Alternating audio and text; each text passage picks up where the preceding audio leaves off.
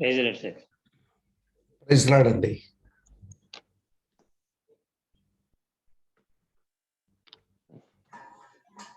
Praise Lord sir. Praise Lord. ప్రార్థన చేద్దాం.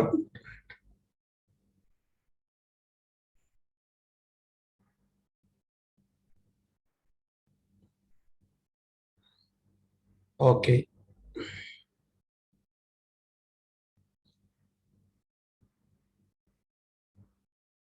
అమర్నాథ్ గారు ప్రార్థన చేస్తారా?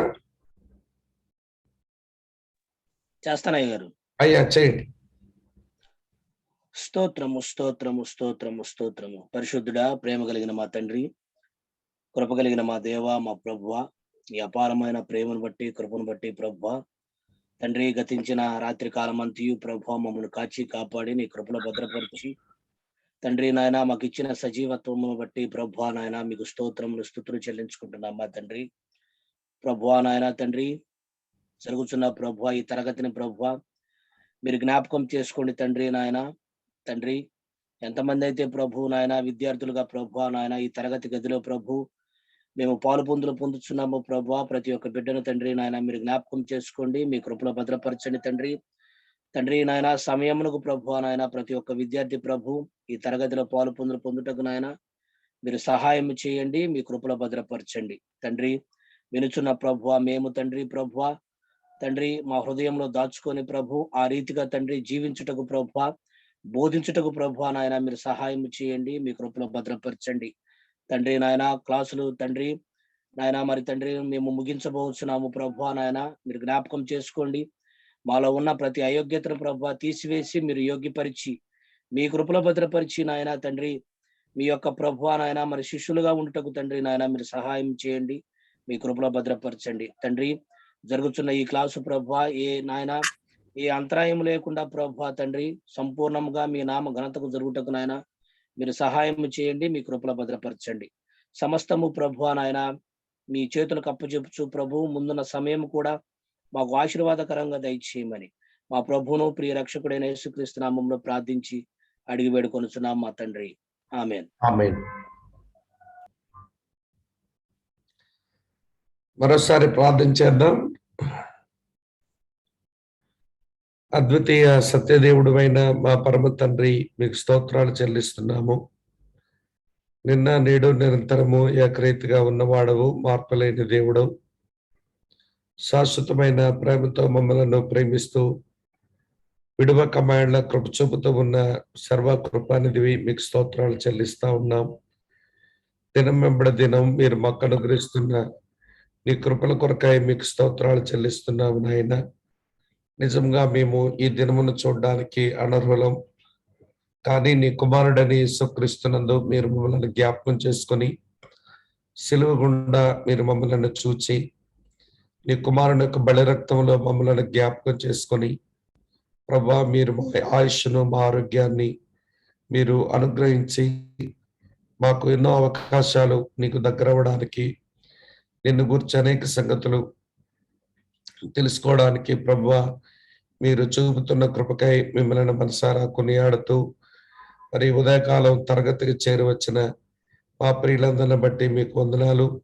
ఇంకా అనేకులు తరగతికి హాజరు కావాల్సి ఉంది ప్రభా, మీరే సహాయం చేయాలని, చేరువచ్చినటువంటి మేము నేర్చుకోవలసినటువంటి పాఠములన్నీ కూడా మీరు మాకు నేర్పించి మీ పరిశుద్ధ నామానికి మీరే మహిమ తెచ్చుకుంటారు అని నీ కృపకు నీ దయకు మమ్మల్ని మేము అప్పగించుకుంటూ నీ ఆశీర్వాదాన్ని కోరుతూ యేసుక్రీస్తు వారి యొక్క ప్రశస్త నామంలోని స్తోత్రాలు చెల్లించి అడిగి వేడుకుని ప్రార్థిస్తున్నాం తండ్రి. ఆమేన్, ఆమేన్. ఓకే,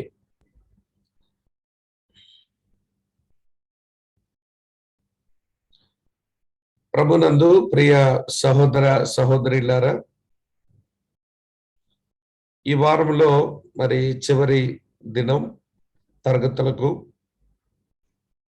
ఈ రోజుతో శిష్యత్వం అనే అంశాన్ని మనం ముగించుకుంటాం. మన ముందు ఇంకొక వారం మాత్రమే ఉంది. ఆ వారంలో మనం గృహ నిర్వాహకత్వాన్ని గురించి మనం నేర్చుకుంటాం. నాకు తెలిసి ప్రభు చిత్తమైతే జూన్ 8, 9 ఆ తారీఖుల్లో లేక వచ్చే నెలలో గ్రాడ్యుయేషన్ ఉంటుంది అనే విషయాన్ని నేను వింటూ వస్తున్నాను. మరి హెన్రీ గారు ఆ కార్యక్రమాన్ని ఎలా డిజైన్ చేస్తారో తెలీదు.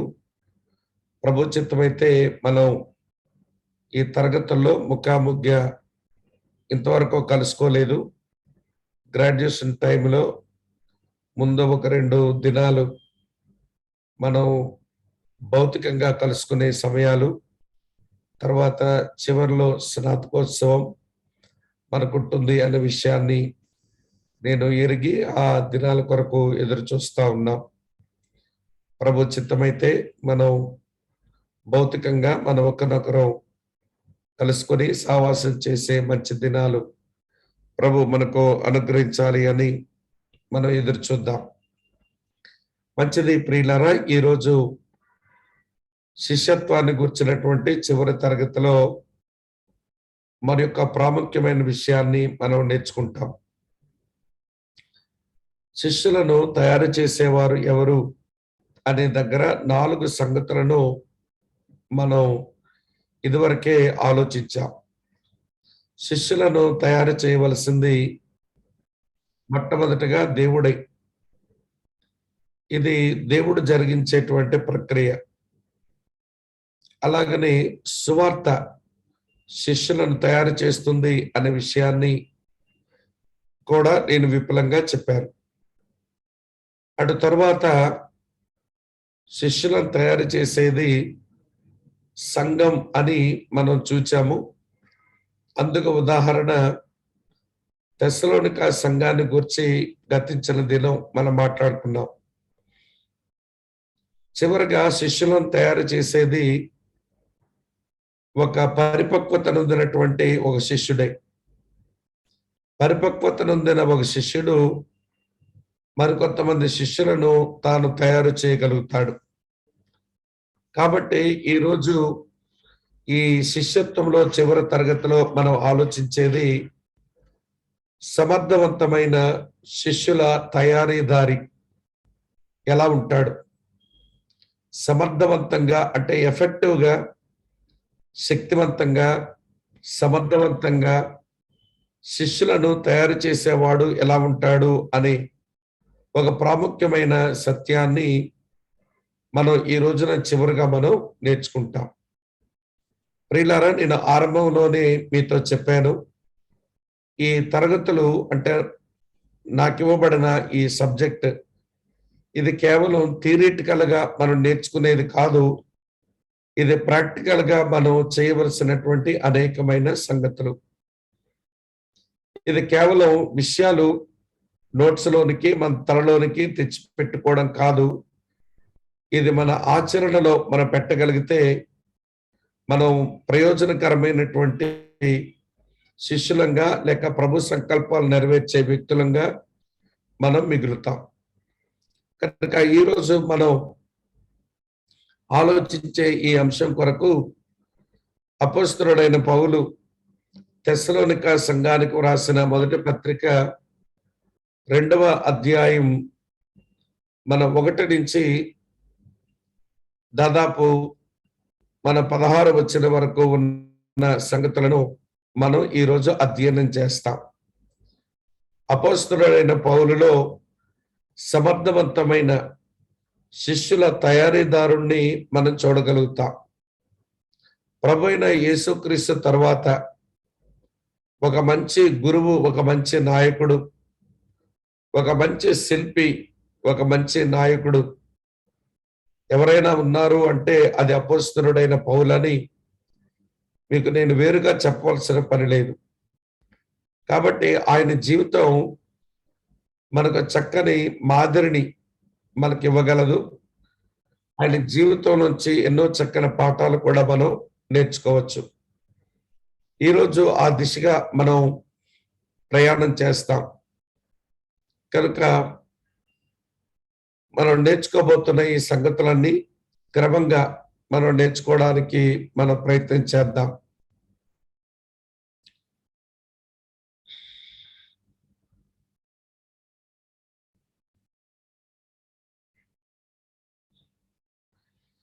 శిష్యత్వము మరియు గృహ నిర్వాహకత్వంలో చివరి తరగతి శిష్యత్వ కోణంలో. గృహ నిర్వాహకత్వం వచ్చే వారం నుంచి మనం ఆలోచన చేస్తాం.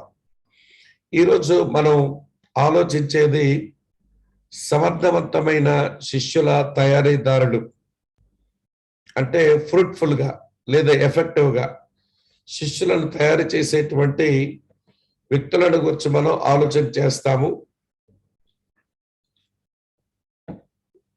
అందులో ఈరోజు మనం అపోస్తలుడైన పౌలు యొక్క జీవితంలోంచి మనం ఆలోచిస్తాం. తెస్సలోనికీయులకు రాసిన మొదటి పత్రిక 2వ అధ్యాయం 1-16 వచనాలు. ప్రియులారా, తెస్సలోనికీయులకు రాసిన పత్రిక మొదటి 2 అధ్యాయాల్లో అపోస్తలుడైన పౌలును మనం 2 కోణాల్లో మనం చూడొచ్చు. మొదటి అధ్యాయంలో తాను ఒక మంచి సువార్తికునిగా తను తాను మనకు పరిచయం చేసుకుంటాడు. ఒక సంఘ స్థాపన పని, ఆ సంఘం ఇలా కట్టబడే తీరు, ఆ సంఘానికి ఉన్న స్థితిగతులు మనం చూస్తున్నప్పుడు ఒక మంచి సువార్తికుడుగా తాను వారి ఎడల ఎలా పనిచేస్తూ వచ్చాడో ఆ సంగతులన్నీ కూడా మనం మొదటి 10 అధ్యాయాల్లో మొదటి అధ్యాయంలో 10 వచనాల్లో మనం చూసాం. మొదటి అధ్యాయం ఆ 10 వచనాలు ఆయనను ఒక చక్కని సువార్తికునిగా మనకు తెలియచేస్తాయి. అయితే 2వ అధ్యాయానికి మనం వచ్చినప్పుడు ఈ 2వ అధ్యాయం ఈ 16 వచనాలు మనం గమనిస్తే ఆయనను ఒక మంచి కాపరిగా మనం చూస్తాం. అపోస్తలుడైన పౌలు అనేకమైన వరములు కలిగిన దైవజనుడు. ఆయన అపోస్తలుడు, అదే సమయంలో ప్రవక్త, అలాగనే అదే సమయంలో కాపరి, అదే సమయంలో ఆయన ఉపదేశకుడు, అదే సమయంలో ఆయన సువార్తికుడు, అదే సమయంలో ఆయన పరిచారకుడు. ఆయన అనేకమైన వరములతో నింపబడినటువంటి ఒక గొప్ప వ్యక్తిగా ఆయన మనం చూస్తాం. ప్రియులారా, అనేకమైన వరములు కలిగి ఉండడం ఇది నిజంగా చాలా గొప్ప భాగ్యమే. కానీ వరములు ఎందుకు దేవుడు అనుగ్రహించాడో అర్థం చేసుకుని ఒక శక్తివంతంగా దేవుని కొరకు పనిచేయటం అది గొప్ప బాధ్యత అయి ఉంటుంది. కొంతమందికి వరములు దేవుడు అనుగ్రహిస్తే ఆ వరములను దుర్వినియోగం చేసుకునేటువంటి మనుషులు నేడు మన క్రైస్తవ సమాజంలో కనబడుతూ ఉన్నారు. అలాగనే అనేకమైన వరములు కలిగి ఉండడం కూడా అది చాలా ప్రమాదకరమే. ఎందుకు అని అంటే, దేవుడు ఏ పని కొరకు తను పిలిచాడో, తన ద్వారా ఏ పనిని ఆయన జరిగించుకుంటున్నాడో సరిగా అర్థం చేసుకోలేక ప్రియులారా ఎంతో కలవరపడేటువంటి పరిస్థితులు మల్టిపుల్ గిఫ్ట్స్ ఉండే వాళ్ళ దగ్గర ఉంటుంది.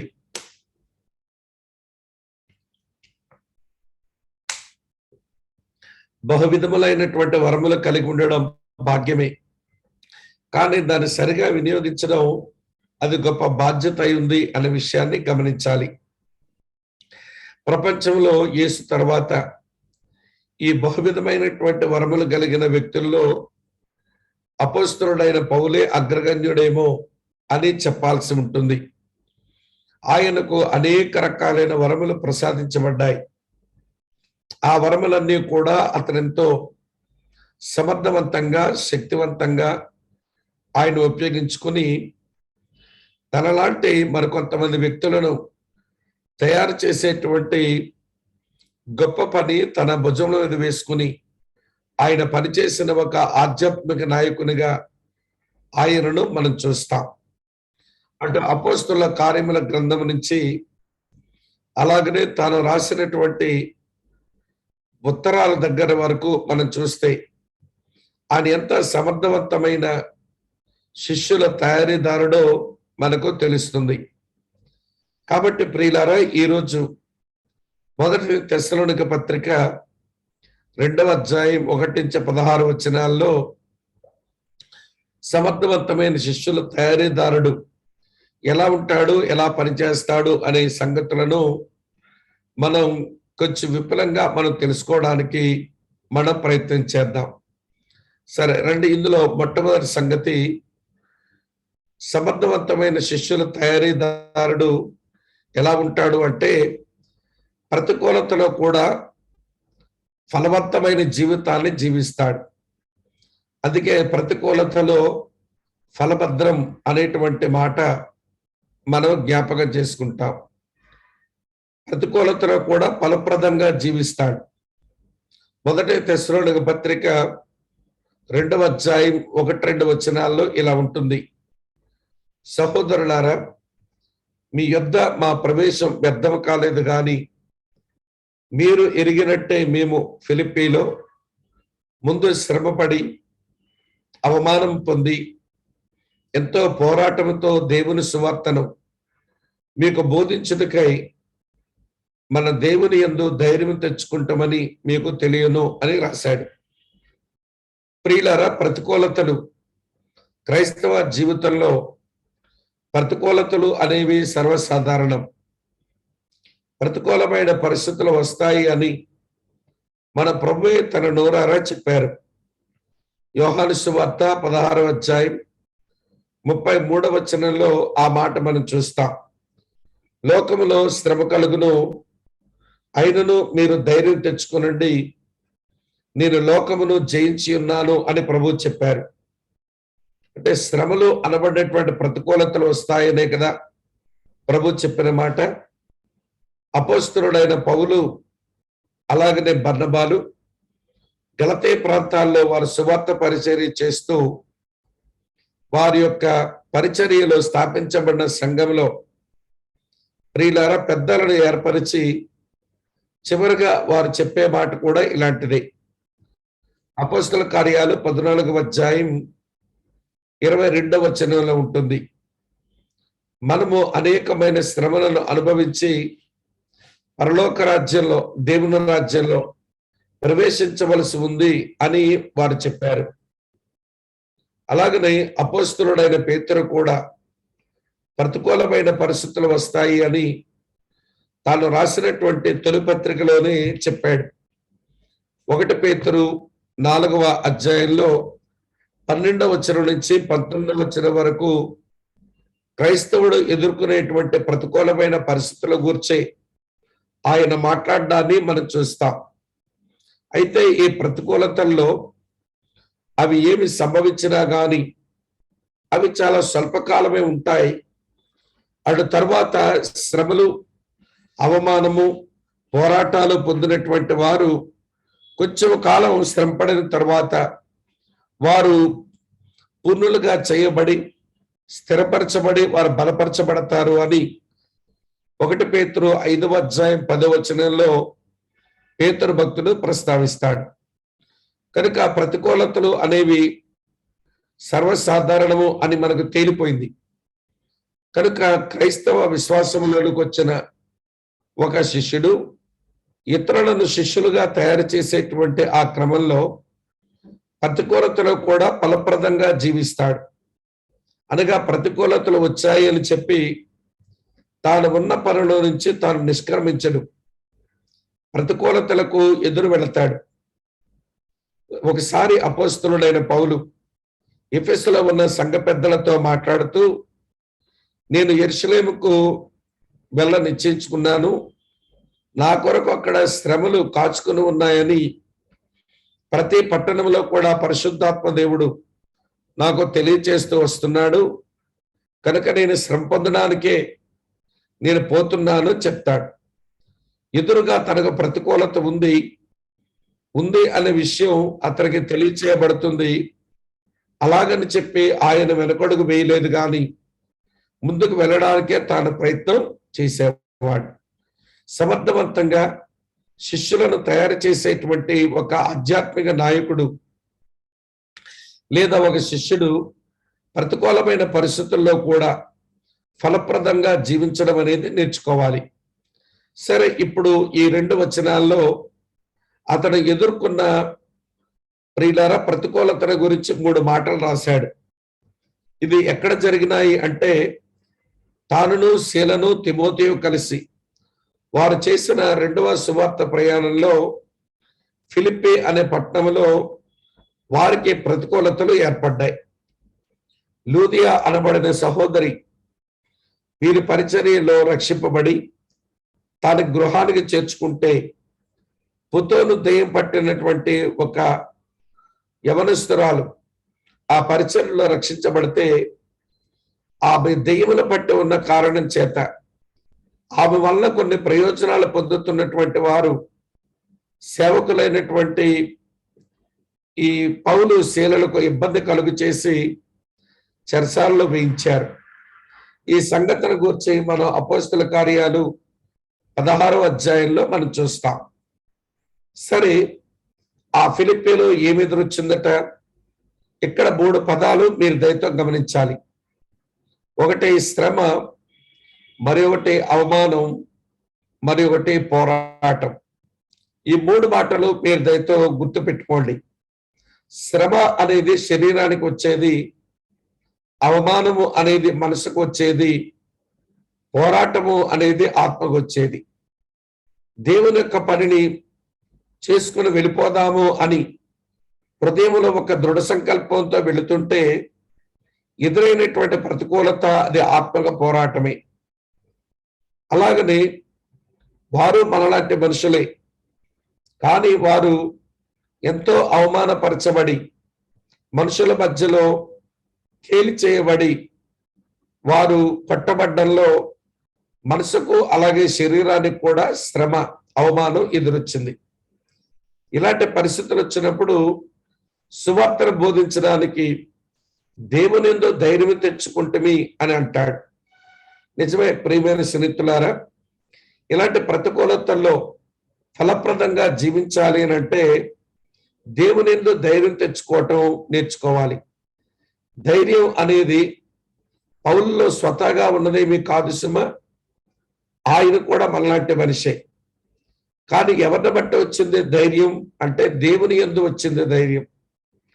అందుకని మేము ధైర్యంగా దేవుని యొక్క వాక్యం బోధించే నిమిత్తం మీరు మా కొరకు ప్రార్థించండి అని ఎఫెసీ పత్రిక 6వ అధ్యాయం 18 నుంచి 20 వచనాల్లో తాను ఎఫెసీ సంఘానికి కోరుకుంటాడు. అలాగనే కొలస్సీ పత్రిక 4వ అధ్యాయం 2 నుంచి 4 వచనాల్లో అలా ప్రార్థన చేయండి అని కోరుకుంటాడు. కాబట్టి ప్రియులారా, పౌలు కూడా మనలాంటి మనిషే. కాకపోతే ప్రతికూలతల్లో ఆయన తాను చేయవలసిన పని నుంచి నిష్క్రమించలేదు, కానీ తాను చేయవలసినటువంటి పనిలో తాను ముందుకే సాగాడు అనే విషయాన్ని మనం గమనించుకోవాలి. కనుక జూమ్లో ఈ తరగతిలో ఉన్న మీకొక మాట, మీరు పరిపక్వత చెందిన శిష్యులై ఉండి మరో వ్యక్తిని మీరు శిష్యులుగా తయారు చేయాలి అని అనుకుంటే ప్రతికూలతలో కూడా ఫలప్రదంగా జీవించడం అది మనం అలవర్చుకోవాలి అనేటువంటి విషయాన్ని ఈ ఉదయకాల సమయంలో మీరు నేర్చుకోవాలి అని నేను కోరుతా ఉన్నాను. ఇది మొదటి సంగతి. రెండవ సంగతి జ్ఞాపకం చేస్తాను రండి. రెండవ సంగతి ప్రామాణికత, అలాగనే సమగ్రత. ప్రభునందు ప్రియమైన స్నేహితులారా, స్టాండర్డ్స్ ఉండాలి. అలాగనే అంకిత భావంతో పనిచేయటం కూడా రావాలి. ఈ 2 విషయాలు పౌలు యొక్క భక్తుడి జీవితంలో ఉన్నాయని, పౌలు యొక్క భక్తి విధానంలో తను కలిగి ఉన్నాడు అని 2వ అధ్యాయం 3 నుంచి 5 వచనాల్లో మనం చూస్తాం. ప్రామాణికత లేనటువంటి సేవకుడు పరిపక్వత కలిగినటువంటి వాడు కానే కాలేడు. అంటే ప్రామాణికత అంటే ఒక స్టాండర్డ్, ఒక కొలమానం. మన పరిచర్యకు ఒక ప్రామాణికత అనేది తప్పనిసరిగా అవసరం. అలాగనే సమగ్రత కూడా కలిగి ఉండాలి. పౌలు భక్తుడు తన సేవా ప్రామాణికత, సేవా సమగ్రత ఈ 3 నుంచి 5 వచనాల్లో చెప్పారు. ఈరోజు నీవు సమర్థవంతంగా నువ్వు ఎదిగిన శిష్యులుగా మరికొంతమందిని శిష్యులుగా తయారు చేయాలి అంటే ఈ ప్రామాణికత సమగ్రత అనేది తప్పనిసరి అని మీరు దయతో గమనించాలి. ఇందులో ఆయన యొక్క ప్రామాణికతను నేను జ్ఞాపకం చేస్తాను చూడండి. ఏలయనగా మా బోధ కపటమైనది కాదు, అపవిత్రమైనది కాదు, మోసకరమైనది కాదు, గాని సువార్తను మాకు అప్పగించుటకు యోగ్యులమైన దేవుని వల్ల ఎంచబడిన వారమై మనుషులను సంతోషపెట్టే వారము కాక హృదయములను పరీక్షించు దేవుని సంతోషపెట్టే వారమై బోధించుచున్నాం. అన్నట్టు మేము ఇచ్చకు మాటలైనను ధనాపేక్షను కప్పిపెట్టే వేషమునైనను ఎన్నడూ ఉపయోగించలేదు. ఇందుకు దేవుడే సాక్షి అనే మాట మనం చూస్తాం. ప్రియులారా, ఇక్కడ సంగతి మనం గమనించాలి. ఈ సేవకుడు ఒక చక్కని ప్రామాణికతను కలిగి ఉండడానికి గల కారణం ఏంటంటే తన వ్యక్తిగత జీవితంలో తను ఒక దృఢ నిశ్చయం కలిగిన వాడు. ఏమిటా దృఢ నిశ్చయం అంటే, నేను చేసేటువంటి సేవలో నేను దేవుణ్ణి మాత్రమే సంతోషపరచాలి అనేది ఒక స్ట్రాంగ్ డిటర్మినేషన్, ఒక దృఢ నిశ్చయం. భూమి మీద సేవ చేసేటువంటి వారిలో 3 రకాలైనటువంటి వ్యక్తులను మనం చూస్తాం. ఒక రకం మనుషులు తమను తాము సంతోషపరుచుకుంటూ ఈ పనిలో ఉంటారు. మరికొంతమంది మనుషులను సంతోషపరుస్తూ ఈ పనిలో ఉంటారు. 3వ రకం దేవుని మాత్రమే సంతోషపెడుతూ ఈ పనిలో ఉంటారు. ప్రియులారా, తమ తాము సంతోషపరుచుకుంటూ ఈ పరిచయలో ఉండే వాళ్ళు అధిక సంఖ్యాకులుగా ఉంటారు క్రైస్తవ సమాజంలో. అలాగనే మనుషులను సంతోషపెట్టే వారు కూడా అధికంగానే ఉంటారు, కాకపోతే వారు అంత ఎక్కువ కాకపోవచ్చు. కానీ దేవుని సంతోషపెట్టేటువంటి వారు ఎప్పుడూ అల్పసంఖ్యాకులుగానే ఉంటారు. ఇది మనం ఎప్పుడు మర్చిపోకూడదు. అందుకనే పౌలు చెప్తాడు, గలతీయులకు రాసిన పత్రిక 1వ అధ్యాయం 10వ వచనంలో, నేను మనుషుల దయను సంపాదించుకొని చూచున్నానా, దేవుని దయను సంపాదించుకొని చూచున్నానా? నేను మనుషులను సంతోషపెట్టుకోరు వాడనైతే నేను క్రీస్తుకు దాసుడును కాకయే పోదును అని అంటాడు. కాబట్టి మనుషులను సంతోషపెట్టడం పరిపక్వత చెందినటువంటి వారి శిష్యునికి తగదు అనే సత్యాన్ని మీరు దయతో గమనించాలి. మీరైనా నేనైనా ప్రభు యొక్క పనిలోను అలాగనే మన భక్తి జీవితంలో కూడా మన మనుషులను సంతోషపెట్టే వారంగా జీవించడం ఇది మనకు తగదు అని దయతో మీరు గమనించాలి. సరే, తన ప్రామాణికత ఇలాగ కలిగి ఉండడానికి కారణం అతను దేవుని మాత్రమే సంతోషపెట్టేవాడు. ఎందుకనంటే దేవుని వల్ల యోగ్యునిగా ఎంచబడి సువార్త తనకు అప్పగించబడింది అని అంటాడు. కనుక అటువంటి ప్రామాణికత పెట్టుకున్నటువంటి వాడు ఆ స్టాండర్డ్ లో తను చేసే పని విధానం చూడండి. తన బోధలో కపటం లేదట. మా బోధ కపటమైనది కాదు అన్నాడు. కపటమైన బోధ అంటే హృదయంలో ఒకటి తెలుసు, కానీ బయటకు చెప్పేది మరొకటి. హృదయంలో తెలిసిందే గాని అది నోటితో బయటకు చెబితే నేను మనుషులకు చెడ్డైపోతాను, కాబట్టి నేను లోపల ఉంచింది వాస్తవం లోపల ఉంచుకుంటాను, బయటకు మాత్రం వేరొకటి చెప్తాను అని చెప్పేవాళ్ళు కపటంతో బోధ చేసేవాళ్ళు. అలాగనే నా బోధ అపవిత్రమైనది కాదు అన్నాడు. అంటే ఇంప్యూర్ మోటివ్స్ అని రాసి ఉంది. ఇంప్యూర్ మోటివ్స్ అని అంటే అపవిత్రమైన దృక్పథాలు, అనగా తన బోధ లక్ష్యం సరిగా లేని కారణం చేత అపవిత్రమైన దృక్పథాలు లోపల ఉంచుకొని చేసేటువంటి బోధ, ప్రియమైన స్నేహితులారా, అది ప్రామాణికత లేనిది అవుతుంది. అలాగనే మోసయుక్తమైనది కాదు అని అంటే బయటకేమో ఒకటి చూపించి లోపల మరి ఒకటి ఉంచడం మా యొక్క పరిచర్యలో లేదు అంటాడు. మోసయుక్తమైనది అని అంటే నేను జ్ఞాపకం చేస్తాను, చేపలు పట్టేవాడు గేలం ముళ్ళకు ఎర్రను గుచ్చుతాడు. చేప కనబడేది ఎర్ర మాత్రమే. ఎర్ర అని చెప్పి అది ప్రియులారా ఆ బయటని అది నోటితో కరిచింది అనుకోండి, లోపల ఉన్న ముళ్ళు గుచ్చుకుంటుందన్నమాట. అలాగనే కొంతమంది బోధకులు యేసు ప్రభువును నమ్మితే ఆశీర్వాదమే, స్వస్థతలే, దీవెనలే, సుఖాలే అని చెప్పి మాట్లాడతారు. అది ఎర. కానీ లోపల ముళ్ళుంటుంది.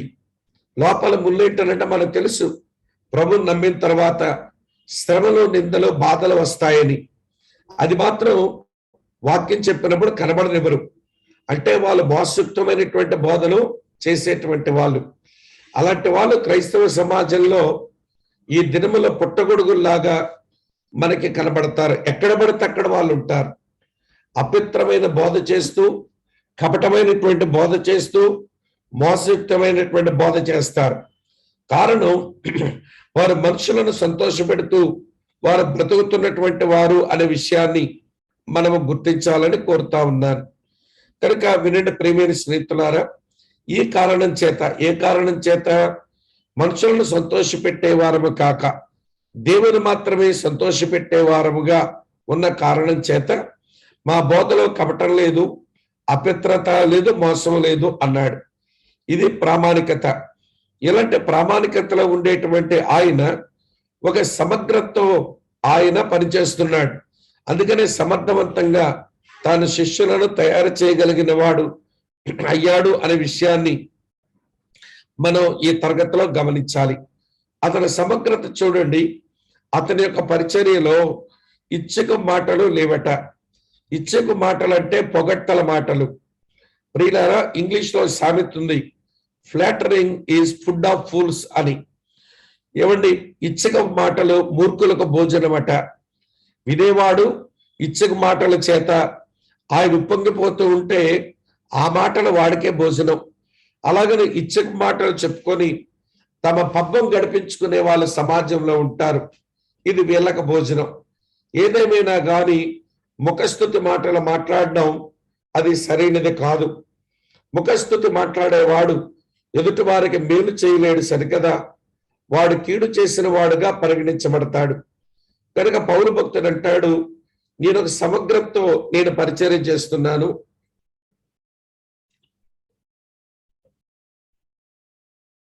నా పరిచర్యలో నేను ఇచ్చకు మాటలను ఉపయోగించలేదు. అలాగనే ధనాపేక్షను కప్పిబెట్టు వేషమునైనను ఎన్నడూ వినియోగించలేదు అంటాడు. ఇందుకు దేవుడే సాక్షి. అంటే లోపల ధనాపేక్ష ఉంటుంది, బయటికేమో ప్రియమైన స్నేహితులారా ఏవో మాటలు వల్లిస్తుంటారు.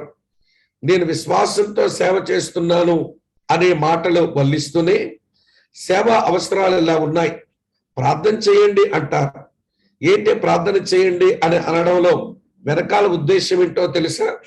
ఈ ఆర్థిక అవసరం కొరకు మీదేదైనా చేయండి అని చెప్పడమే. ప్రియులారా, ఆ పురాతన కాలంలో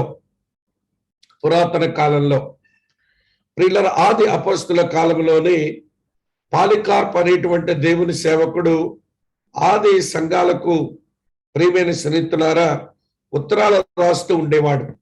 ఆ ఉత్తరాల్లో ఒక మాట ఉండేదట. ఆ మాట ఏంటి అని అంటే, ఎవడైనా ఒకడు దేవుని సేవకునిగా మీ ఎదుటకు వచ్చి తన వ్యక్తిగత అవసరాలు గాని సేవా అవసరాలు గాని చెప్పుకొని ధనముల విషయమైన ఏమంటే అపేక్షతో మీ ముందు నిలబడి మాట్లాడితే అటువంటి వ్యక్తిని సేవకులుగానే పరిగణించవద్దు అని వ్రాసేవాడట. దేవుని సేవకులు బ్రదర్ భక్సింగ్ గారు కూడా తన పరిచర్యలో ఈ మాటే పదే పదే చెప్పేవాడు. ఎవడైనా తన వ్యక్తిగత అవసరాల గురించి కానీ సేవా అవసరాల గురించి కానీ మనుషుల ముందు చెప్పుకొని వారి దగ్గర నుంచి ఏదైనా కోరుకుంటూ ఉంటే అలాంటి వ్యక్తిని దేవుని సేవకునిగా మీరు పరిగణించక్కర్లేదు అని చెప్పేవాడట. కానీ ఈ రోజున ప్రియమైన స్నేహితులారా చాలా మంది ధనాపేక్షను కప్పిపెట్టే వేషాలని వారు వినియోగిస్తా ఉన్నారు. బయటికేమో విశ్వాసంతో మేము సేవ చేస్తున్నామంటారు, కానీ అవసరం ఉంది ప్రార్థన చేయండి అంటారు. అవసరం ఉంది, నువ్వు ప్రార్థన చేసుకో, ప్రభు అవసరాన్ని తీరుస్తాడనే విశ్వాసం నీకుంది గనక ప్రభు యొక్క కార్యాల కొరకు ఎదురు చూడవలసిన ఈ వ్యక్తి మనుషుల ముందు తన అవసరాలు చెప్పుకొని ప్రియులారా వారి ఎదురు నుంచి ఏదైనా ప్రతిఫలం కొరకు ఎదురు చూస్తూ ఉంటాడు. ఇది సరైనటువంటి సేవా విధానం అయితే కానే కాదు. సమర్థవంతంగా శిష్యులను తయారు చేసే ఈ తయారీదారుడు తన సేవా జీవితంలో ప్రామాణికతను కలిగి ఉంటాడు, అదే సమయంలో సమగ్రతను కూడా కలిగి ఉంటాడు అని ఈ వచనాల ద్వారా మనము తెలుసుకుంటున్నాం. బహుశా ఈ 3 నుంచి 5 వచనాలు దాదాపుగా అన్ని మాటలు జ్ఞాపకం చేశాను కాబట్టి అన్ని పదాల యొక్క అర్థం మీకు బోధపడిందని నేను నమ్ముతా ఉన్నాను. కనుక ఇది 2వ లక్షణం. 3వ లక్షణం జ్ఞాపకం చేస్తాను. సమర్థవంతంగా శిష్యులను తయారు చేసే తయారీదారుడు వినయముతో ప్రభు యొక్క పరిచర్యను చేస్తాడు. పౌలంటాడు 6వ వచనంలో, మరియు మేము క్రీస్తు యొక్క అపోస్తలులమై ఉన్నందున అధికారం చేయుటకు సమర్థులమై ఉన్నను, మీ వలనే గాని ఇతరుల వల్లనే గాని మనుషుల వల్ల ఘనతను మేము కోరుకోలేదు. ప్రియులారా, అపోస్తలుడుగా తాను నియమించబడ్డాను అనే విషయం తనకు తెలుసు. అది మనుషుల చేత జరిగిన పని కాదు, లేదనుకుంటే ఏ మనుషుల వల్ల కూడా వచ్చింది కాదు. గలతీయులకు రాసిన పత్రిక 1వ అధ్యాయం 1వ వచనంలో చెప్తాడు, మనుషుల మూలముగైనను కాక ఏ మనుషుల వల్ల కాక యేసుక్రీస్తు వలనను ఆయన మృతుల్లో నుంచి లేపిన తండ్రైన దేవుని వల్లను అపోస్తలుడుగా నియమించబడిన పౌలు అను నేను అని అంటాడు. కాబట్టి ప్రియులారా, తాను అపోస్తలుడుగా ఎవరి చేత నియమించబడ్డాడో అతని బాగా తెలుసు.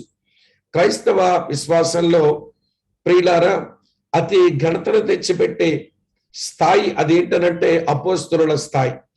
కనుక నేను అపోస్తలుడుగా దేవుని చేతను ఆయన కుమారుడైన యేసుక్రీస్తు చేతను నియమించబడిన వాడని నాకు తెలుసు. అయినప్పటికీ కూడా అపోస్తలులుగా మీ మీద అధికారం చలాయించవచ్చు, మీ దగ్గర నుంచి ఘనత కోరుకోవచ్చు. కానీ ఈ 2 పనులు నేను చేయటంలా. నేను మీలో ఒక సహోదరుని వలె నేను పనిచేశాను, మీ మధ్య ఉన్నాను అని చెప్తున్నాడు. ఇది సమర్థవంతంగా శిష్యులను తయారు చేసే ఒక తయారీదారునికి ఉండేటువంటి ఒక మంచి లక్షణం, అదే వినయం. ప్రియులారా, ఈ రోజున ఇది క్రైస్తవ సమాజంలో లోపిస్తున్నటువంటి ఒక భయంకరమైనటువంటి లోపభూయిష్టమైనటువంటి పరిస్థితి, అదే వినయం లోపించడం. కొంచెం ఇతరుల మీద అధికారం చలాయించే స్థాయి రావాలే కానీ ప్రియుల అధికారాన్ని వినియోగించుకొని తమ పబ్బం గడుపుకునేటువంటి ఆధ్యాత్మిక నాయకులను నేడు క్రైస్తవ సమాజంలో చూస్తాం. మరి వీరు సమర్థవంతంగా వీరు శిష్యులను ఏమి తయారు చేయగలుగుతారు చెప్పండి? ఆ స్థాయి వీళ్ళకు రాదు అనే విషయాన్ని గమనించాలి. కనుక యేసుక్రీస్తు ప్రభు ఎలాగ వినయంతో విధేయతతో తన శిష్యుల మధ్య ఉండి వాళ్ళకే పరిచర్య చేస్తూ వారి ముందు ఒక మాదిరి ఉంచాడో, అపోస్తలుడైన పౌలు భక్తుడు కూడా అంతే.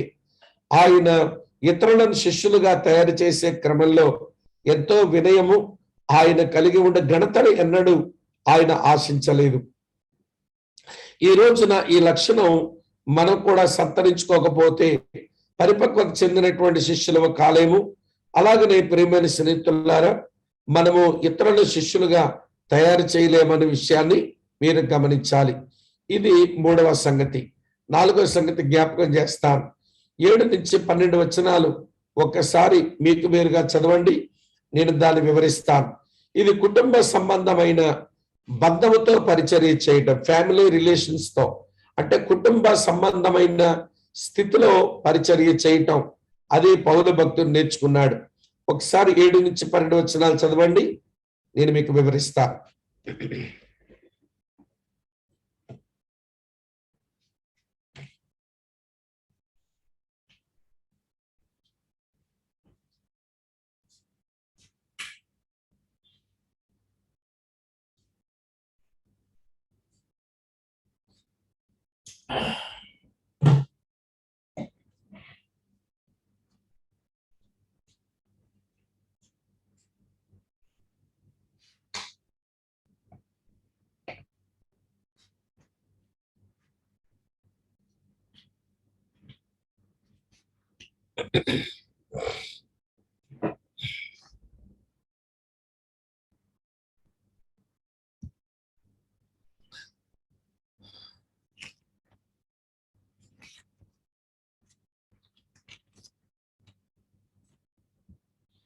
ఓకే,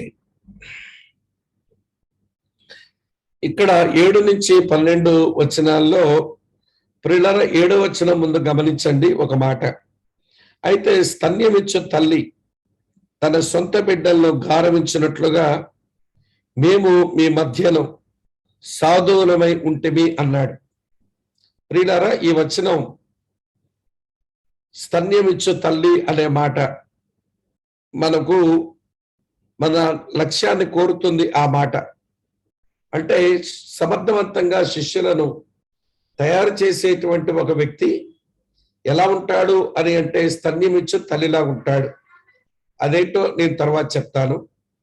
అటు తర్వాత ప్రియమైన స్నేహితులారా చూడండి, 12వ వచనం చివరిలో తండ్రి తన బిడ్డల ఎడల నడుచుకునే రీతిగా మీలో ప్రతి వాని ఎడల మేము నడుచుకుంటామని మీకు తెలియను. ప్రియులారా, ఈ వచనంలో తండ్రి తన బిడ్డలను నడుచుకునే రీతిగా అని చెప్పడంలో ఒక తండ్రిగా తను తాను ఎంచుకొని ఆయన పరిచర్య చేశాడు. రెండు విషయాలు. స్తన్యమిచ్చు తల్లి అంటే ప్రియులారా లవింగ్ మదర్, ప్రేమించే ఒక తల్లిలాగా పరిచర్య చేస్తున్నాను అన్నాడు. ఇక్కడ 2 మాటలు చెప్తాను. ప్రేమించేటువంటి తల్లి బిడ్డను పట్టించుకుని తనకు పరిచర్య అందిస్తుంది. అందుకే తల్లి లాంటి మనసుతో తాను చేస్తున్నటువంటి పరిచర్యను కేరింగ్ మినిస్ట్రీ అని మనం అంటాం. ఎంతో పట్టించుకునేటువంటి పరిచర్య. అలాగనే స్తన్యమిచ్చు తల్లి దగ్గర పిల్లవాడు పాలు త్రాగుతూ కూడా ప్రియులారా వాడు త్రాగుతూ తల్లి యొక్క రొమ్మును తనకు కొత్తగా వస్తున్న పళ్ళు వలన తల్లి రొమ్మును కరిచినా కూడా ఆ తల్లి తన రొమ్మును కొరికినటువంటి ఆ పిల్లవాడిని బండకేసే బాధి చంపదు. వీపు మీద ఒక దెబ్బ కొట్టి మళ్ళీ వాడు ఏడుస్తూ ఉంటే ఆమె వాడిని గారవిస్తుంది. అది ఆమె చూపినటువంటి శ్రద్ధ. ప్రభునందు ప్రియమైన స్నేహితులారా, అపొస్తలుడైన పౌలు కూడా అంతే. స్తన్యమిచ్చు తల్లి సొంత బిడ్డను గారవించినట్లుగా ఎంతో పట్టించుకొని వారిని తన దగ్గర ఉంచుకొని తనతో కలిసి వారి పరిచర్య చేస్తూ ఉన్నాడు. వారి వల్ల తనకు ఇబ్బంది కలిగినప్పటికీ కూడా వారిని విదిలించుకోలేదు, కానీ వారిని గారవించి వారితో కలిసి తాను పరిచర్యలో సాగినటువంటి వ్యక్తిగా ఆయనను మనం చూస్తాం. కనుక ఓ స్తన్యమిచ్చు తల్లి ఎలాగైతే బిడ్డల గారవించినట్లుగా పనిచేస్తుందో నేను మీ మధ్య అలాగ పనిచేశాను అని చెప్తున్నాడు. తర్వాత తండ్రి తను తాను తండ్రి చిత్రంలో పెట్టుకున్నాడు.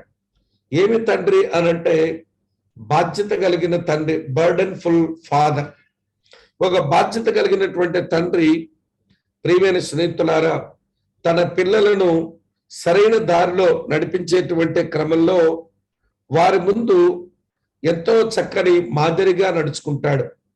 బాధ్యత లేని తండ్రులు పిల్లల ముందు సరైనటువంటి మాదిరిని ఇవ్వలేరు. కాబట్టి ఇక్కడ అపోస్తలుడైన పౌలు ఒక బాధ్యత గల తండ్రిగా తన చక్కని పరిచర్యని తాను అందిస్తా వస్తున్నాడు. ఈ విషయాన్ని మీరు దయతో గమనించాలని కోరుతా ఉన్నాను. ఇక్కడ ఏమండి కన్సర్నింగ్ ఫ్యామిలీ సంబంధమైన టైటిల్స్ తను ఉపయోగించుకోవడంలో ఒక తల్లిలాగా ఒక తండ్రిలాగా తాను పరిచర్య చేస్తున్నాడు. ఈ రోజున సమర్థవంతంగా శిష్యులను తయారు చేసేటువంటి వాళ్ళు పిల్లల ప్రేమించే తల్లిలాగా బాధ్యత కలిగిన తండ్రుల్లాగా లేరు అనే విషయాన్ని మనం ఒప్పుకోవాలి. అందుకే మన వలన ఎవరు శిష్యులు తయారు కావడం లేదు. మన మట్టుకు మనమే శిష్యులమైనాము అని అనుకుంటున్నాం, కానీ మనం సమర్థవంతంగా శిష్యులను తయారు చేసేటువంటి ఓ స్థాయికి మనం ఎదగలేదు అనే మాట నిజం. ఎందుకు అంటే ప్రేమించే తల్లిలాగా పనిచేయడము చేత కాదు, బాధ్యత కలగ తండ్రుల్లాగా బ్రతకడము చేత కాదు. అందుకని పౌలు అన్నాడు కొరింథీయులతో మాట్లాడుతూ, మీ మధ్య బోధకులు చాలా మంది ఉన్నారు, కానీ మీ మధ్య తండ్రులే లేరు అని అంటాడు. ఈ రోజున క్రైస్తవ సంఘాలలో తండ్రులు లోపించారు. తండ్రి లాంటి మనస్తత్వంతో, తల్లి లాంటి మనస్తత్వంతో పనిచేసేవారు లోపించారు అనే విషయాన్ని మనం దయతో గమనించాలి. ఇది 4వ సంగతి. తర్వాత సంగతి జ్ఞాపకం చేస్తాను చూడండి. 5వ సంగతి ఏంటంటే జీవితం సంఘంపై ఖర్చు పెట్టడం. చూడండి, 1 తెస్సలోనికీ పత్రిక 2:8 ఆయన అన్నమాట చదువుతాను.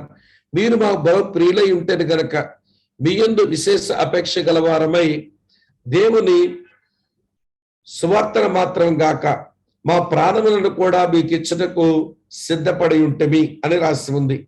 ఇది చాలా ఎవరెస్ట్ పర్వతం అంతా ఎత్తైనటువంటి అనుభవం అనిపిస్తుంది నాకు.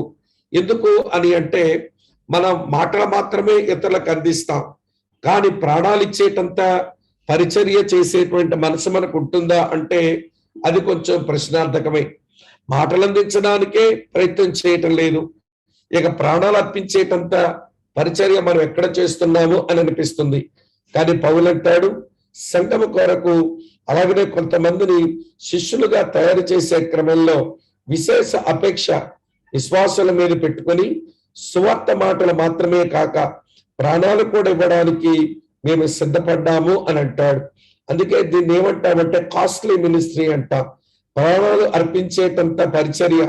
ఈ రోజున ప్రియమైన మిత్రులారా, మనము ప్రభు యొక్క శిష్యులు, మరి కొంతమంది శిష్యులుగా తయారు చేయాలి అని అంటే ఇలాంటి కాస్ట్లీ మినిస్ట్రీ చేయడానికి ఒక డిటర్మినేషన్, ఒక దృఢ సంకల్పం అనేది అవసరం. కనుక ఇలాంటి తెగింపు, ఇలాంటి త్యాగాలు, ఇలాంటి సాహసం చేయటం మనకు రాకపోతే ప్రియమైన స్నేహితులారా, మనం మన వ్యక్తిలో యేసు ప్రభు యొక్క శిష్యుణ్ణి మనం తయారు చేయలేము అనే విషయాన్ని మీరు గుర్తించాలని కోరుతా ఉన్నాను. చూడండి, ఇవ్వండి ఆ సువార్త ప్రకటించడానికి, వారి జీవితాలు కట్టడానికి వారి యొద్దకు వెళ్ళేటువంటి క్రమంలో తన ప్రాణాలు కూడా లెక్క చేయకుండా పరిచర్య చేసినటువంటి సంగతులు పౌలు యొక్క జీవితంలో ఉన్నాయి. ఇది సమర్థవంతంగా శిష్యులను తయారు చేసే విధానంలో ఒక వ్యక్తికి ఉండవలసినటువంటి లక్షణాలను మనము జ్ఞాపకం చేసుకుంటున్నాం. రండి 6వ సంగతి చెప్తాను. 6వ సంగతి ఏంటంటే కష్టించి పని చేయటం. చూడండి, 9వ వచనంలో ఏమన్నాడు, అవును సహోదరులారా, మా ప్రయాసమును కష్టమును మీకు జ్ఞాపకమున్నది కదా, మేము మీలో ఎవరికైనాను భారముగా ఉండకూడదని రాత్రింపగళ్ళు కష్టము చేసి జీవనము చేయొచ్చు అని అన్నాడు. ఈ వచనం మనం చూస్తున్నప్పుడు ప్రియులారా, తాను తనతో ఉన్నవారి కొరకు తాను కష్టపడినటువంటి వాడుగా చూస్తాం. ఒక సేవకుడు ఎవరికి భారంగా ఉండాలి అని అనుకోడు. ఈ రోజున చాలా మంది సేవకులను చూస్తాం, వారు ఏ సంఘంలోనైతే పరిచర్య చేస్తూ ఉంటారో ఆ సంఘానికి వాళ్ళే భారమైపోయినట్టుగా ఉంటారు. పౌలు భక్తులు మరో దగ్గర ఒక మాట ఉన్నాడు, జ్ఞాపకం చేస్తాను, నోట్ చేయండి. అపోస్తల కార్యాలు 20వ అధ్యాయం 34వ వచనంలో చూడండి, నా అవసరముల నిమిత్తమును నాతో ఉన్నవారి నిమిత్తమును ఈయన చేతులు కష్టపడ్డమని మీకే తెలియను అన్నాడు. ప్రియులారా, నేను ఎప్పుడు సోమరగా లేను. నా అవసరాలు తీర్చుకోవడం కొరకు, నాతో ఉన్నవారి యొక్క అవసరాలు తీర్చబడ్డం కొరకు నేను కష్టపడి పని చేస్తూ వచ్చాను అన్నాడు. అంటే హార్డ్ వర్కింగ్ మెంటాలిటీ ఉంటుంది, సోమరిగా ఉండరు. ఈ రోజున దేవుని వాక్యం చెప్పే పనికి మనం పిలువబడితే ఇక ఎంతసేపు దేవుని వాక్యం చెప్పే పనికే పిలువబడ్డాం గనక ఏమంటే అలాంటి అవకాశాలు వస్తే మనుషుల ముందు నిలబడి మాట్లాడతాం, లేని పక్షంలో సోమరులుగా నిద్రపోతాం లేదా సోమరులుగా ఇళ్లలో కూర్చుంటాం అనేది నేటి సేవకుల యొక్క వైఖరి. ఏం కష్టపడి పని చేస్తే ఏమి తప్పు? నువ్వు కష్టించి పని చేసుకునే మనిషివని చుట్టూన్న వారికి తెలియటం అది సాక్షార్థమే కదా. కొంతమంది ఫుల్ టైం వర్కర్స్ అంటే మేము ఏ పని చెయ్యము అన్నట్టుగా ప్రియులారా సోమరతనాన్ని అలవాటు చేసుకునేటువంటి వారిని మనం చూస్తాం. అలాంటి వాళ్ళు మరొకరి జీవితంలో తమ జీవితాన్ని ఏం పెడతారు, ఎదుటి వ్యక్తిని ఎలాగ శిష్యులుగా తయారు చేస్తారు అన్నది ప్రశ్నే. దేవుని వాక్యం చెప్పడానికి సంపూర్ణ కాల సేవకునిగా దేవుడు నేను పిలిస్తే ఆ పనిలో కూడా ఎప్పుడూ కష్టపడి పనిచేయడానికి మన మనసును మనం అలవర్చుకోవాలి. అంతేగాని ఎవరి లేజీ లోఫర్స్ లాగా ఉండడం అది దేవుని చిత్తం కాదు అనే విషయాన్ని మనం గమనించాలి. అలాంటి సోమరులు ఎదుటి వారిని శిష్యులుగా తయారు చేయలేరు అనే విషయాన్ని మీరు తెలుసుకుంటే చాలు అని నేను మీకు జ్ఞాపకం చేస్తున్నాను. ఇది 6వ సంగతి. 7వ సంగతి జ్ఞాపకం చేస్తాను రండి. నీతియుక్తమైన జీవితం. 10వ వచనం చూడండి ఏమంటున్నాడు. 10వ వచనం చూడండి తాను ఏమంటున్నాడో చదువుతున్నాను చూడండి. ప్రియులారా, మేము విశ్వాసులని మీ ఎదుట ఎంత భక్తిగాను ఎంత నీతిగాను అనిత్యంగా ప్రవర్తించామో దానికి మీరు సాక్షులు, దేవుడు కూడా సాక్షి. చూసారా, సమర్థవంతంగా శిష్యులను తయారు చేసేవాడు తయారు కాబోతున్న శిష్యుల ముందు ఎలా నడుచుకుంటాడో ఎలా ప్రవర్తిస్తాడో ఈ వచనం చెప్తుంది. భక్తి గల ప్రవర్తన, నీతి గల ప్రవర్తన, అనింద్యమైన ప్రవర్తన, ఇది తప్పనిసరి. భక్తి గల ప్రవర్తన అంటే ఎల్లప్పుడూ దేవుని మీద ఆధారపడుతూ జీవిస్తూ, ఎల్లప్పుడూ కూడా దేవుని యందు ఆనందిస్తూ జీవిస్తూ, ఎల్లప్పుడూ కూడా దేవుని యొక్క నడిపింపులో జీవిస్తూ, ఎల్లప్పుడూ దేవుని కొరకు శక్తివంతమైన జీవితాన్ని కలిగి ఉండేటువంటి ప్రయత్నంలో సాగేవాడే భక్తితో ప్రవర్తించేవాడని. ప్రియులారా, ఈ 4 అనుభవాలు అనగా దేవుని మీద ఆధారపడడం, దేవునిలో ఆనందించడం, దేవుని చేత నడిపించబడడం, చివరిగా దేవుని కొరకు శక్తివంతమైన వ్యక్తులుగా ఉండడం, ఈ 4 అనుభవాలు చేత కాకపోతే భక్తిగల ప్రవర్తన కలిగి ఉన్నామని చెప్పడం పచ్చి అబద్ధమే.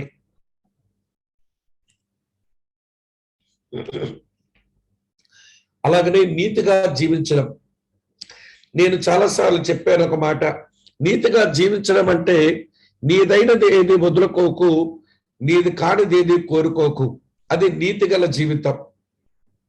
ఈ రోజున చాలా మంది తమదైనది పోగొట్టుకుంటూ ఉంటారు, తమది కానిదేమో సంపాదించుకోవడానికి ప్రయత్నం చేస్తారు. అది దుర్నీతి జీవితం అవుతుంది. అనిత్యంగా ఉండడం అంటే దేవుని ఆజ్ఞలు, దేవుని వాక్యాలు ఏమైతే తెలుసో దాని కట్టుబడి జీవించడమే అనింద్యమైన జీవితం. అనగా సంపూర్ణంగా వాక్య విధేయులే అనింద్యంగా జీవిస్తారు. ఇప్పుడు పౌలు అంటున్నాడు, మిమ్మలను సరైనటువంటి వ్యక్తులుగా తీర్చిదిద్దే క్రమంలో విశ్వాసులైన మీ ఎదుట భక్తిగా నీతిగా అనింద్యంగా నేను ప్రవర్తించాను, దానికి మీరు సాక్షులు, దానికి దేవుడు సాక్షి అన్నాడు. ఎంత యోగ్యమైనటువంటి నీతియుక్తమైన జీవితమో కదా ఇది. కనుక శిష్యులను తయారు చేసేటువంటి వాడు ఈ దిశగా అడుగులు వేయకపోతే అతను సమర్థవంతంగా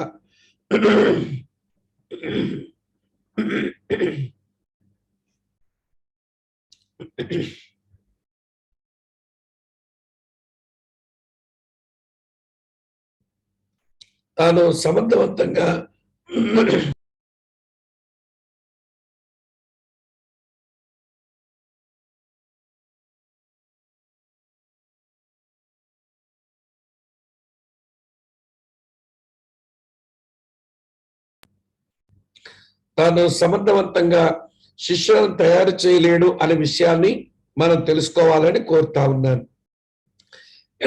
ఇది 8వ సంగతి. ఎక్స్క్యూజ్ 8వ సంగతి చెప్తాను వినండి. 8వ సంగతి ఏంటంటే దేవుని యొక్క వాక్యాన్ని ప్రకటించడం. 2వ అధ్యాయం 13వ వచనంలో ఇలా అన్నాడు, ఆ హేతువు చేతను మీరు దేవుని గూర్చిన వర్తమాన వాక్యం మా వల్ల అంగీకరించినప్పుడు మనుషుల వాక్యం అని ఎంచక అది నిజముగా ఉన్నట్టు దేవుని వాక్యం అని దాన్ని అంగీకరించారు గనక మేమును మానక దేవునికి కృతజ్ఞతాస్తుతులు చెల్లిస్తున్నాము. ఆ వాక్యమే విశ్వాసులైన మీలో కార్యసిద్ధి కలుగు చేయుచున్నది. ప్రియులారా, దేవుని యొక్క వాక్యం చెప్పినప్పుడు వినేవారు అది మనుషుల వాక్యం అని ఎంచక అది నిజముగా దేవుని వాక్యం అని ఎంచున్నట్లుగా తాను వాక్యాన్ని ప్రకటన చేశాడు. అంటే తాను దేవుని వాక్యం చెప్తున్నప్పుడు దేవోక్తులు పలికినట్టుగా పలికుంటాడు అని మనం గమనించాలి. 1 పేతురు 4వ అధ్యాయంలో 11వ వచనంలో పేతురు ఒక మాట అంటాడు, ఒకడు బోధించిన ఎడల దేవోక్తులను బోధించినట్లు బోధింపవలెను అన్నాడు. ఒక వ్యక్తి దేవుని వాక్యం చెప్పినప్పుడు దేవోక్తులు పలుకుతున్నాను అన్నట్టుగా తాను పలికితే అప్పుడు వినేటువంటి వారు ప్రియులారా ఆ వర్తమాన వాక్యం అది మనుషుల వాక్యం అని ఎంచక అది నిజముగా దేవుని వాక్యం అన్నట్టుగా వారు అంగీకరిస్తారు. అప్పుడు ఆ వాక్యం వారి లోపల కార్యసిద్ధే కలిగిస్తుందట. ఇది 8వ సంగతి. లాస్ట్ పాయింట్ చెప్తాను వినండి. 9వ సంగతి ఏంటంటే ఆ వాక్యం వారిలో అభివృద్ధి కలిగిస్తుంది. చూడండి, ఇప్పుడు మనం చదివినటువంటి 13వ వచనం చివరి భాగంలో మనం ఒక సంగతి చదివాం. ఆ వాక్యం మీ లోపల కార్యసిద్ధి కలిగిస్తుంది అని. ప్రియులారా, అపోస్తలుడైనటువంటి పౌలు తన సువార్త 2వ ప్రయాణంలో ఫిలిప్పీలో శ్రమను పొందాడు. తెస్సలోనికి వచ్చినప్పుడు కూడా శ్రమ పొందాడు.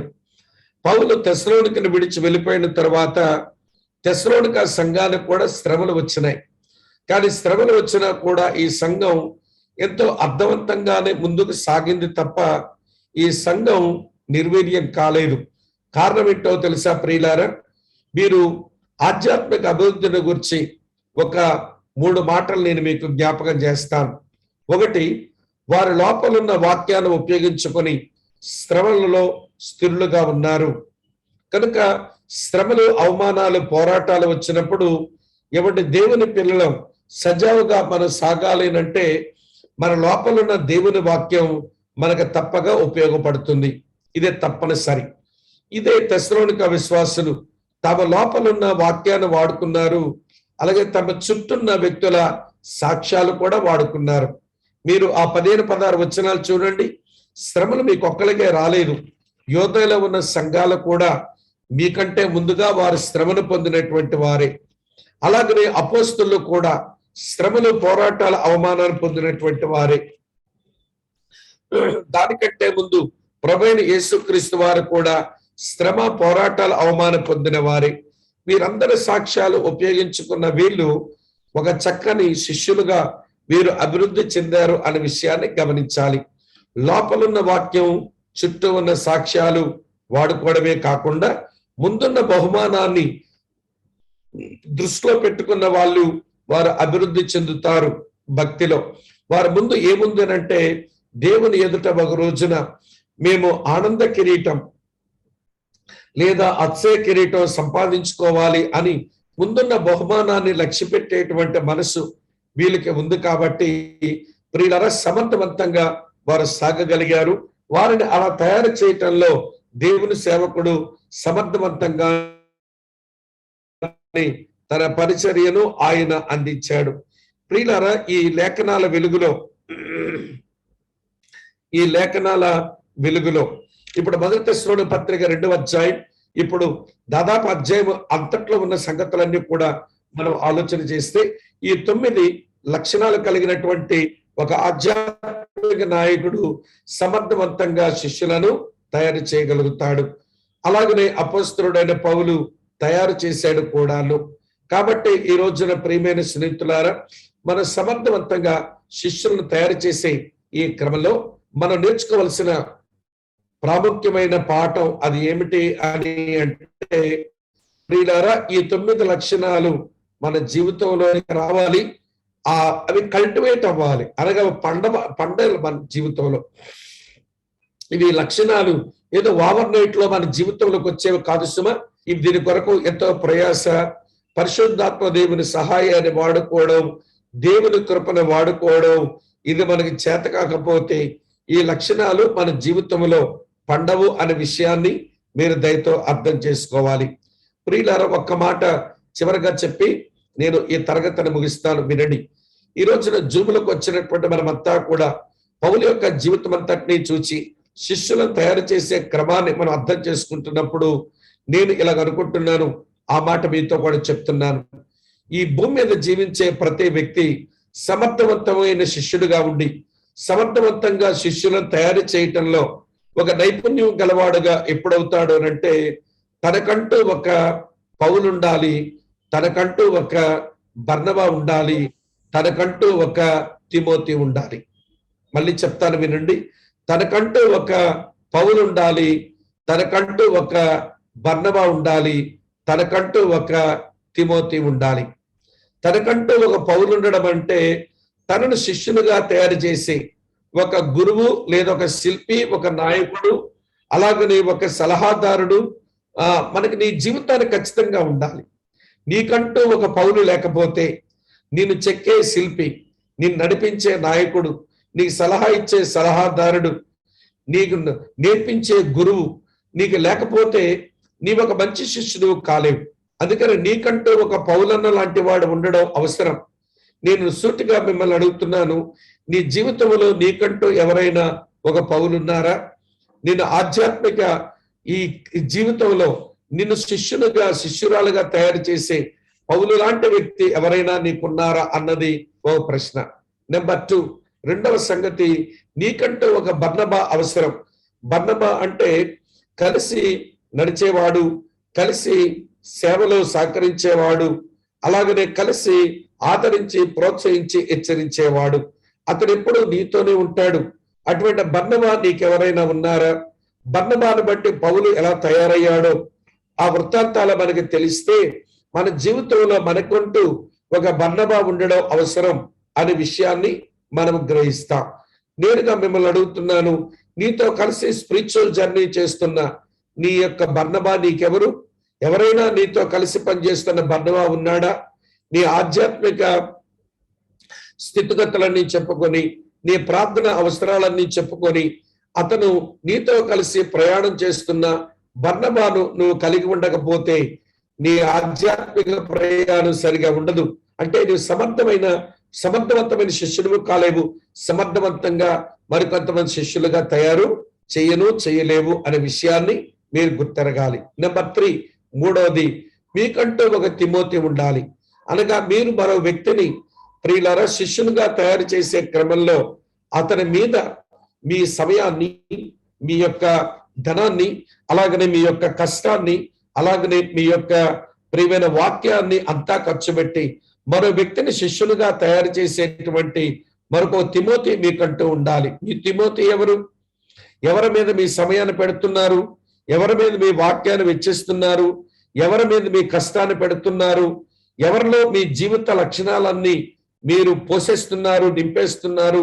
మీకంటూ ఎవరైనా తిమోతి ఉన్నారా అన్నదే ఒక ప్రశ్న. ప్రభునందు ప్రియమైన స్నేహితులారా, ఈ 3 మాటలు ప్రతి క్రైస్తవుడు ఎప్పుడూ జ్ఞాపకం ఉంచుకోవలసిన మాటలు. నీకంటూ ఒక పౌలు ఉండాలి, నీకంటూ ఒక బర్నబా ఉండాలి, నీకంటూ ఒక తిమోతి ఉండాలి. ఇక్కడ మరో సంగతి చెప్తాను. సమర్థవంతంగా శిష్యులను తయారు చేసే వాళ్ళు తనకంటూ ఒక తిమోతిని కలిగి ఉన్నప్పుడు అతని జీవితం ఎలా ఉంటుందో తెలుసా? పౌలు తిమోతిల మధ్య ఉన్న ఆధ్యాత్మిక క్రమం మీరు చూడండి. పౌలు తిమోతిని తన దగ్గరకు తీసుకుని శిష్యులుగా తను తయారు చేస్తున్న క్రమంలో పౌలు ఫస్ట్ ఫేజ్ లో ఇలా ఉన్నాడు. నేను పరిచయం చేస్తాను, నా వెనకాల ఉండి అన్ని నువ్వు చూడు. మొట్టమొదటి లెవెల్ నువ్వు చూడటమే, నేను చేస్తూ ఉంటాను, నీవు చూడు. పౌలు చేస్తూనే ఉన్నాడు, తిమోతిని చూస్తూనే ఉన్నాడు. పౌలు సెకండ్ స్టేజ్కి తీసుకువెళ్ళాడు. అదేంటనంటే, నేను చేస్తుంటాను, నాతో కూడా నీవు కలిసి పనిచేయి. నేను చేస్తుంటాను, నాతో కూడా కలిసి పనిచేయి. అది సెకండ్ లెవెల్. ఈ రోజున క్రిస్టియన్ లీడర్షిప్ లో ఇవేమీ తెలియకుండానే మేము క్రైస్తవులమే అని చెప్పి ఎవడు జబ్బవాడు చరుచుకుంటున్నాడు. మేము బాగున్నాములే, మేము చచ్చిపోతాం, పరలోకం పోతాం. ఇంతకంటే యోగ్యమైనటువంటి ఆలోచనలు రావు మనకి. ఇక్కడ పుట్టుకొని చచ్చిపోవాలి, అక్కడ చట్టుకొని తేలిపోవాలి, అంతే. అంతేగాని అసలు నేను నాలాంటి ఒక వ్యక్తిని దేవుని సంఘములో, దేవుని రాజ్యములో తయారు చేసి పెట్టాలి అనేటువంటి ఒక ఆత్మ సంబంధమైనటువంటి ఆలోచనే లోపిస్తుంది మనకు. కనుక నీవు చేస్తూ నీతో కలిసి పని చేయించే ఇవ్వండి నీ తిమోతి ఎవరు, ఇది కూడా నీకు తెలియాలి. ఇవిడ పౌలు ఆ స్టేజ్ లోనే ఉంచలేదు తిమోతిని, 3rd లెవెల్కి వెళ్ళిపోయాడు. 3rd లెవెల్ ఏంటంటే, తిమోతి నీవు చెయ్యు, నేను చూస్తుంటాను అన్నాడు. ఫస్ట్ స్టేజ్ లో నేను చేస్తాను, నీవు చూడు. సెకండ్ స్టేజ్ లో నేను చేస్తాను, నాతో కలిసి పనిచేయి. 3rd స్టేజ్ లో నువ్వు చేస్తూ ఉండు, నేను చూస్తూ ఉంటాను అన్నాడు. ఆ 3rd లెవెల్కి తీసుకువెళ్ళిన తర్వాత ఒక ప్రయోజకుడైన శిష్యుడిని ఎవరిని పౌలు తయారు చేసి సంఘములలో నాయకులు నియమించడానికే యోగ్యుడైన సేవకుడుగా తిమోతి వాడబడ్డాడు. ఆయన నియమించబడ్డాడు, అనేక మంది పెద్దలు నియమించబడ్డాడు. ఏమి యోగ్యమైన జీవితం అండి! అంత యోగ్యమైన జీవితం తిమోతికి రావడానికి గల కారణం పౌలు భక్తుని యొక్క నమ్మకమైన పరిచర్య. ఈ రోజున ఈ జూమ్ లో చేరవచ్చిన మీరంతా, మీరు సమర్థవంతమైన శిష్యులు అయితే, మీరు సమర్థవంతంగా శిష్యులను తయారు చేసే క్రమంలోనే ఉన్నవారైతే, ప్రియుల ఈ 9 లక్షణాలు, ఇవి తప్పనిసరిగా మన జీవితంలో రావలసిన అనుభవాలని మీరు దయతో గమనించాలి. ఇవి కల్టివేట్ అవ్వాలి, ఇవి పండాలి. నేల మీద గింజలు వేసిన తర్వాత అది పంటగా మారాలంటే టైం పడుతుంది. భూమి మీద వేసిన గింజలు అది పంటగా వచ్చే వరకు రైతంతో ప్రయాసపడవలసి ఉంటుంది. అలాగనే ప్రియమైన మిత్రులారా, మన జీవితంలో ఈ లక్షణాలన్నీ పండాలి అనంటే ఎంతో సహనము, ఎంతో ప్రయాస, ఎంతో కష్టము ఇది పొందవలసిన అవసరత దేవుని పిల్లలుగా మనకుందని మనం దయతో గమనించాలి. అట్టి కృప దేవుడు మనకు ప్రసాదించును గాక. కాబట్టి ఈ పాఠాల వెలుగులో శిష్యత్వాల గురించి ఎంత అయితే చెప్పడం అవసరమో నేను అన్ని సంగతులు చెప్పాను. వచ్చే వారం గృహ నిర్వాహకత్వాన్ని గురించి మనం నేర్చుకుంటాం. తల వంచండి, కళ్ళు మూసుకోండి, ప్రార్థన చేసి ముగించుకుందాం.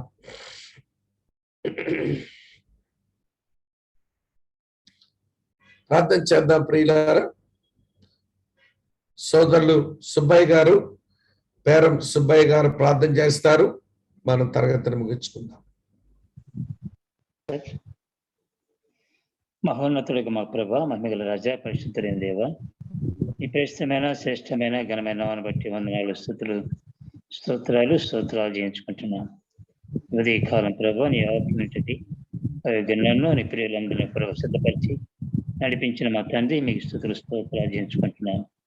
ఈ జోమీట్లో ప్రభానైనా నాయన ప్రభానైనా నీ యొక్క ప్రియుని ద్వారా, నీ యొక్క జీవితం ద్వారా అనేక విషయాలు ప్రభు మీరు మాతో మాట్లాడుతూ వచ్చారు. అందుని బట్టి నీకు వందములు స్తోత్రాలు చేసుకుంటున్నాను. దశలేని రాజకీయ సంఘంలో ప్రభావ పౌరు గారు ఏ విధంగా శిష్యులను తయారు చేయాలో, ఏ విధంగా శిష్యరికం కలిగి ఉండాలో, ఏ విధంగా ఇతరులను నాయన శిష్యత్వం నడిపించాలో అనే విషయాన్ని బట్టి మీకు వందములు స్తోత్రాలు చేయించుకుంటున్నాను.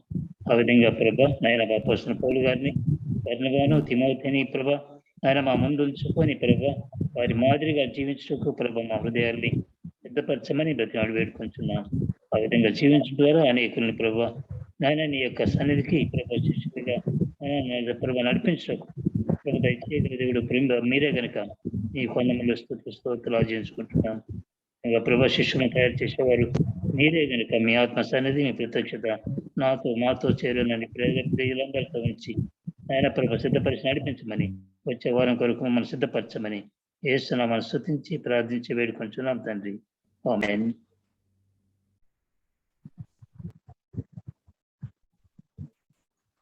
Praise the Lord, sir.